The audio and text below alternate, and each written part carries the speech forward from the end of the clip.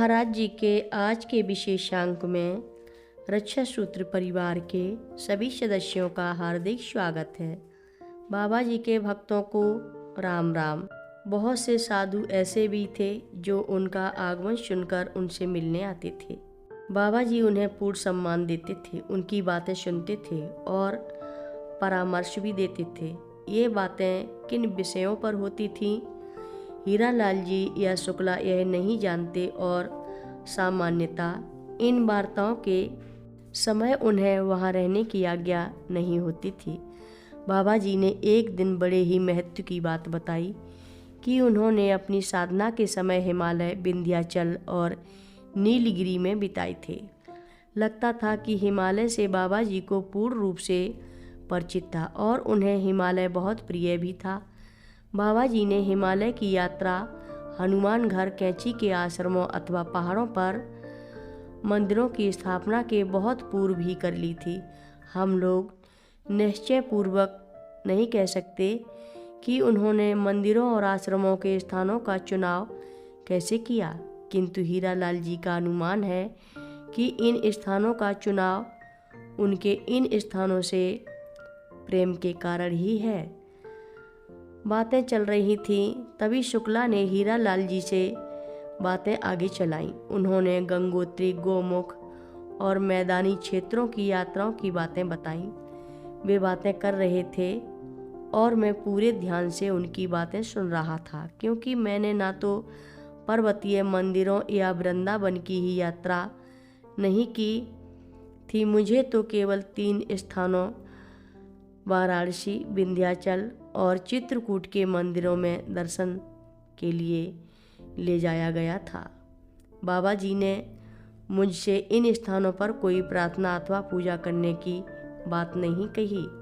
उन्हें पता था कि मैं पूरी तरह इन चीज़ों से अनजान था, इसलिए मैंने शुक्ला से कहा, मैं तो इतने सारे मंदिरों में पूजा पाठ और कर्मकांडों का महात्म्य तनिक भी समझ नहीं सका।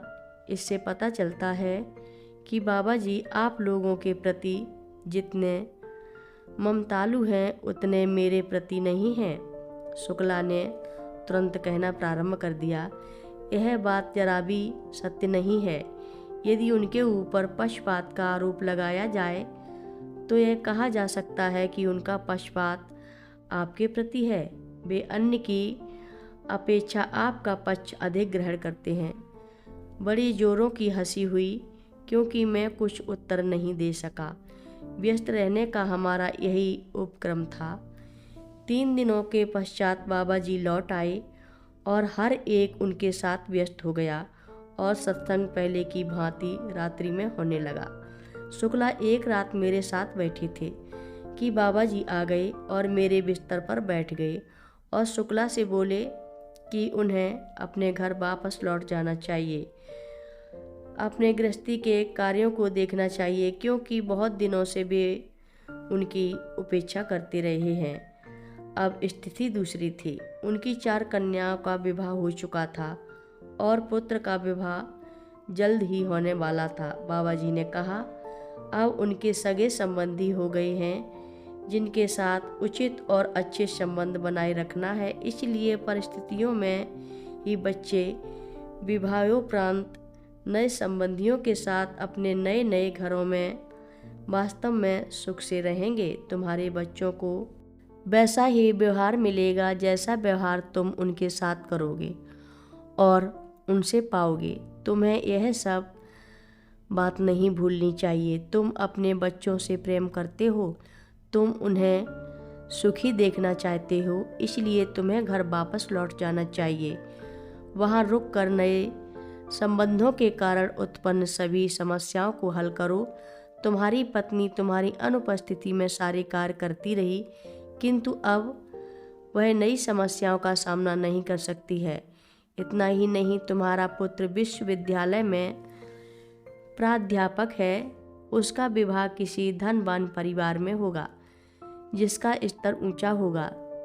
तुम्हें पुत्र के पिता होने की गरिमा बनाए रखना है, यश और सम्मान की रक्षा करनी है। फिर तुम्हारे घर में कार्य अधिक हो गया है, कन्याओं के विवाहोपरांत उसकी सहायता करने वाले भी कम हैं। ये कार्य तुम्हें करना है। तुमने इन बातों पर कभी पहले विचार नहीं किया और कैसे कर भी सकते थे, क्योंकि तुमने कभी दूसरों की ओर देखा ही नहीं।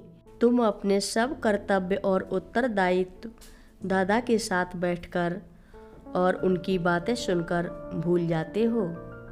कथा लंबी है, आगे की कथा सभी भक्तों को अगले भाग में सुनाएंगे। हर रोज महाराज जी की कथाएं सुनने के लिए सभी भक्तों का धन्यवाद। सभी भक्त रक्षा सूत्र चैनल को सब्सक्राइब करें, शेयर करें और लाइक करें। घंटी बजाना ना भूलें। कमेंट बॉक्स में लिख भेजें, जय नीप करोरी बाबा जी महाराज।